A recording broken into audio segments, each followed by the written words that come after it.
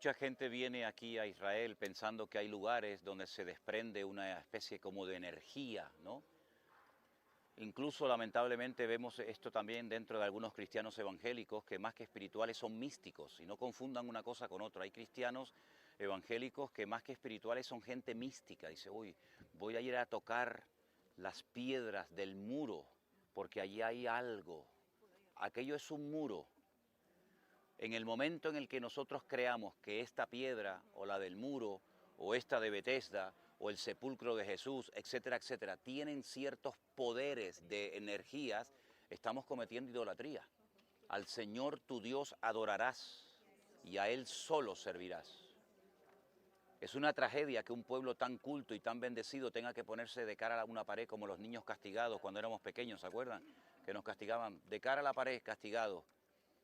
Yo no tengo que orar mirando a un muro porque mi Señor Jesucristo vive en mi corazón.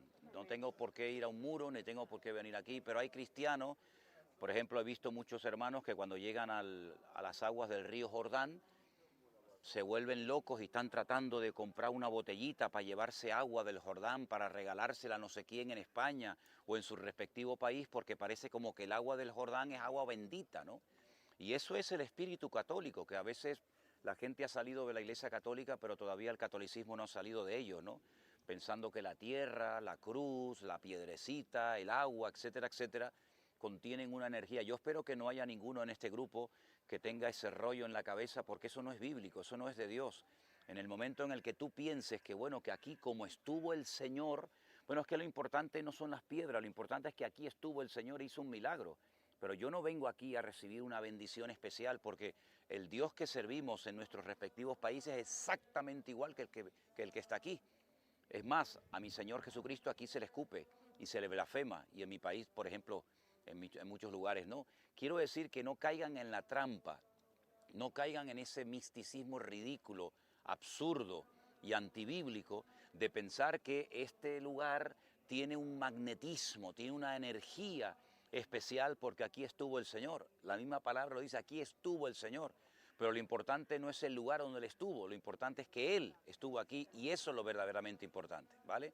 Entonces yo espero que cuando vayan al río Jordán, hombre, si te quieres llevar agua al Jordán, pues te la puedes llevar, pero a ver si me entiendes, que es un agua, fíjate cómo sería el agua del Jordán en algunos puntos que cuando le dijo el profeta Eliseo a aquel leproso, bueno, pues si quieres ser sanado, métete en el río Jordán 7 veces. Y él dijo, en mi país hay ríos que están más limpios que este que está todo lleno de barro. Dice, pues vete a tu país a bañarte si quieres.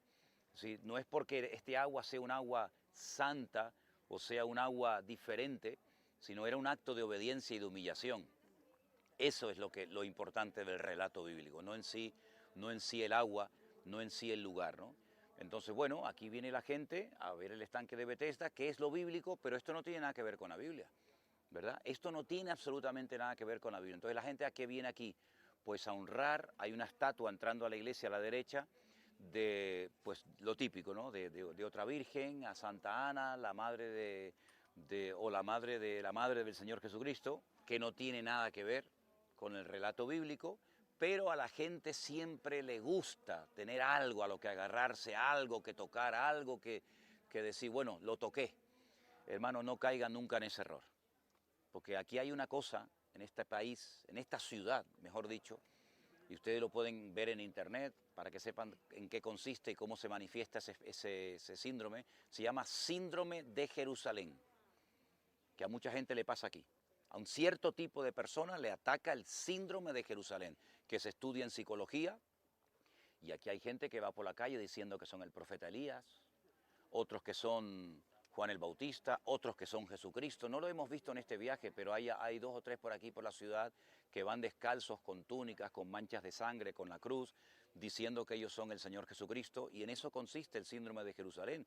Y cristianos evangélicos que yo he traído aquí, cuando regresan a sus respectivos países, no sé lo que les pasó, por lo menos yo no les enseñé eso, que empiezan a decir, uy, ya no nos podemos reunir el domingo, porque el día del Señor es el Shabbat. Y resulta que ahora nuestra Biblia está mal traducida y tenemos que aprender hebreo, porque claro, si no aprendemos hebreo, cuando lleguemos al cielo, ¿cómo nos vamos a comunicar con el Señor? Si Él nos habla en hebreo y yo hablo en quechua, pues ya me contarás a mí Es decir, esas cosas raras y místicas que le pasan a algunos creyentes que después ni son judíos, porque nunca lo van a hacer, ni después son cristianos, ni van el sábado, ni van el domingo y se quedan en tierra de nadie. Se aprenden 4 palabras, 4 expresiones en hebreo, parece que han descubierto la pólvora, ya no se puede decir Jesús, porque parece que si digo en el nombre de Jesús, no hay que decir Yeshua HaMashiach. Oh, Yeshua. Entonces ahora ya me oye. Sí, he estado 40 años orando en el nombre de Jesús y no ha servido de nada. Ahora tengo que decir Yeshua HaMashiach para que me oiga. Sí, esas ridiculeces, esas tonterías que no tienen ningún sentido y que los judíos convertidos, como por ejemplo el caso de Daniel y otros tantos, se ríen y dicen, pero hermanos, ¿qué están haciendo? ¿A qué están jugando ustedes? Y ahora llega el día del Shabbat y hay que poner las velitas y hay que encenderlas porque es el día del Señor y tal. Y no saben ni qué es el día del Shabbat, ni cómo se celebra, ni nada por el estilo, ¿no? Me acuerdo que una vez estábamos comiendo en una casa y había una muchacha que era creo que era de Guatemala o de un país de Centroamérica y era el día del Shabbat. Entonces, bueno, oramos por la comida, entonces yo cogí así el pan, lo partí para dar un trocito a cada uno y me dice, no, pastor, así no se puede partir el pan. Digo, ¿cómo se parte el pan, mi hija? Dice, no, usted tiene que partirlo, pero desde arriba lo tiene que tirar así para que sea como el maná. Digo, mira, escúchame una cosa. Déjate de estupideces, déjate de tonterías, como que el maná. Si dice la Biblia que cuando entraron en la tierra prometida ya cesó el maná. Entonces es como querer ir más allá de lo que dice la palabra. ¿Se dan cuenta?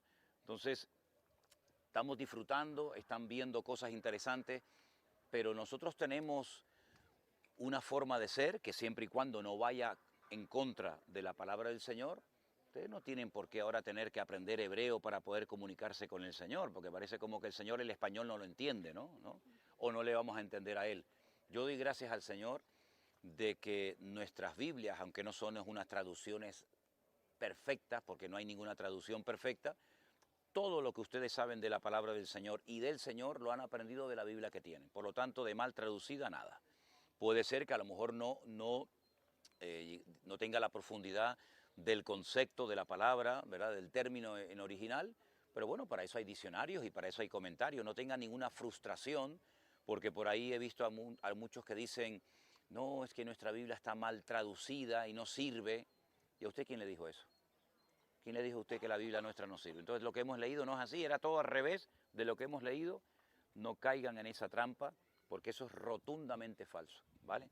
Me acuerdo que yo durante muchos años yo no quería saber nada de Israel. ¿Por qué? Porque las personas que me venían hablando de Israel parecía que se habían vuelto tontos.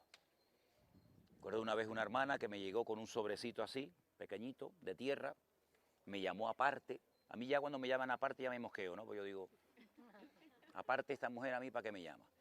Pastor, hablaba así despacito, en cámara lenta, ¿no? Todo lo contrario a mí, ¿no? Digo, hermana, venga, dése prisa que yo no puedo estar quieto 5 minutos. A ver, ¿qué me quiere decir? Pastor, es que le traigo algo de la tierra santa. Digo, dígame entonces, hermana. Y me dice, esto es tierra santa. Digo, bueno, mira, con todo mi respeto, esto es tierra como cualquier tierra del mundo. La santidad no la tiene la tierra, la santidad la tiene el Señor, que le da la santidad a la tierra.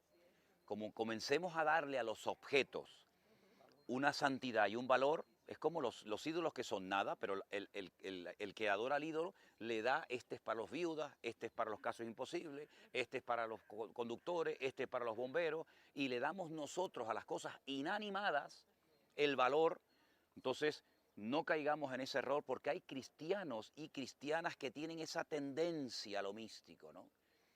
Claro, yo sé que el primer viaje es el que más impacta. El primer viaje a Israel es el que más impacta porque todo es nuevo, todo es novedad, todo te llama la atención. Pero miren, yo les voy a decir una cosa, el que no tiene a Cristo no tiene al Padre.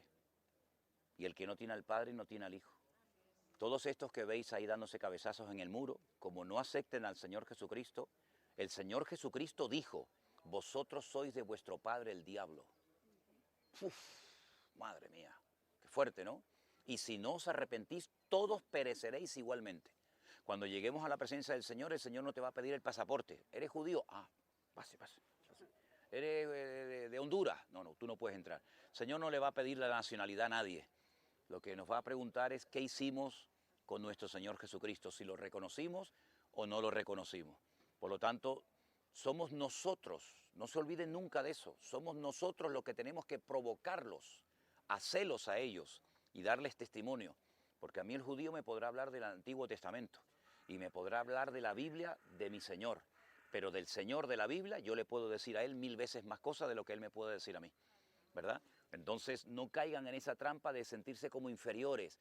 Claro, es que el pueblo de Dios fue el pueblo de Israel durante siglos, pero hoy en día dice la Biblia, y vosotros que no erais pueblo, ahora sois pueblo de Dios, real sacerdocio, nación escogida, ¿verdad? ¿Verdad? Por lo tanto, yo soy del pueblo de Dios, por supuesto que sí, y el Señor dice que todo aquel que crea en Él no se pierda, mas tenga vida eterna. Entonces el judío tiene que aprender de mí, y yo cuando voy y hablo con ellos me dicen, ¿y tú cómo sabes eso? Digo, bueno, eso es lo de menos, pero ellos se quedan sorprendidos de que gente que no somos judíos, sabemos de la Biblia igual o más que ellos, porque ellos han arrancado a propósito de la Biblia 27 libros. Ellos no tienen el Nuevo Testamento, no saben nada de Jesús, no saben nada de la iglesia, no saben nada del Apocalipsis. Entonces no caigamos en esa trampa de sentirnos como inferiores a ellos, porque todo lo contrario, más bien es todo lo contrario. ¿De acuerdo, hermanos? Bueno, allá arriba estábamos en la época de los bizantinos o de los cristianos. Aquí estamos en esta altura a la Edad Media. Como la ciudad ha ido subiendo, fíjense el arco, que era el techo, ha ido subiendo, pero ese arco, lógicamente, estaría mucho más alto. Si bajamos aquí, que hay una cisterna, pero no van a poder bajar todos porque es una cisterna de agua muy pequeña y es muy empinada, aquí fue donde se me cayó aquel viejito, ya bajaríamos a la época de los romanos.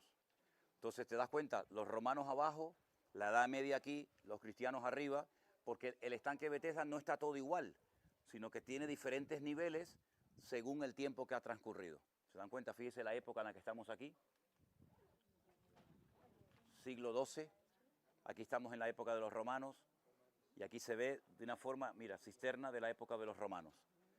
Repito, el estanque de Betesda era un lugar donde se retenía el agua. Van a ver por ahí muchas rejas donde caía el agua, y aquí se quedaba para poder limpiar todo el templo, toda la sangre, los derramamientos de sangre que había, los sacrificios, etcétera, etcétera. Por supuesto se ha derrumbado el techo de esta capilla. Los techos generalmente se derrumban más fácilmente que los pisos. Entonces vamos a seguir por aquí, vamos a subir por esa escalera. Déjeme pasar por aquí. ¿Estará también una placa con la fecha otra? Sí, hay varias placas por diferentes lugares. Vamos por aquí con cuidadito.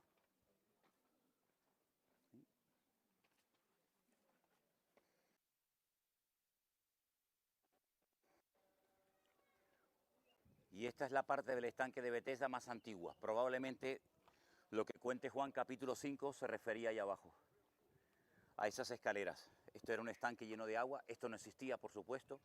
Todo esto fue construido posteriormente, todo esto era un charco de agua enorme, y ahí era donde se colocaban los enfermos. Fíjense que el templo está detrás de aquella pared, y los enfermos preferían venir aquí a esperar el supuesto ángel que bajaba y movía el agua antes de ir al templo, porque ellos sabían perfectamente que en el templo ya la gloria del Señor no estaba, y aquello, como lo definió muy bien el Señor, era una cueva de ladrones. Entonces la gente prefería venir aquí.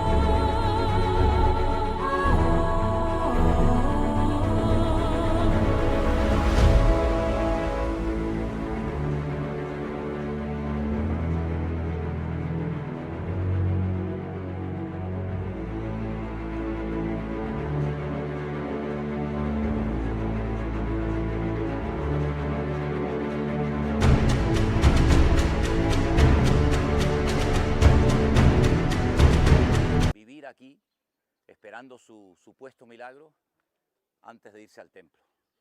Qué tragedia, ¿no? Dice que aquí había una multitud de ciegos, de cojos, de paralíticos, de gente enferma, esperando su milagro. Pero el único milagro que aquí se produjo fue el de Juan capítulo 5, cuando dice la Biblia que el Señor Jesucristo entró y sanó a aquel paralítico. ¿Por qué no sanó a todos? ¿Por qué los demás no le pidieron ser sanados? Bueno, parece ser que no les interesaba mucho, preferían, como hay gente, ¿no? Nunca olvidaré la experiencia que tuve una vez en una reunión que tuve en un auditorio en la ciudad de La Coruña, en Galicia, que me acerqué para orar por un señor que era ciego y me dijo, no, por favor, no ore por mí, no ore por mí. Digo, pero ¿usted no cree que el Señor le puede hoy sanar de la vista? Y me dijo, claro que lo creo, por eso no quiero que ore por mí. Digo, pero ¿y por qué? Dice, porque yo soy el presidente de una institución que en España se llama la ONCE, Organización Nacional de Ciegos de España. Y si él era sanado, perdía el puesto de trabajo. Entonces prefirió quedarse ciego antes de que oráramos por él. ¿Qué te parece? Es una leyenda como tantas que hay. Entonces lo que descendía el Espíritu Santo para nosotros no era verdad. No, aquí no descendía nada y la Biblia no habla de que descendía el Espíritu Santo, hablan de un ángel. Para nosotros descendía.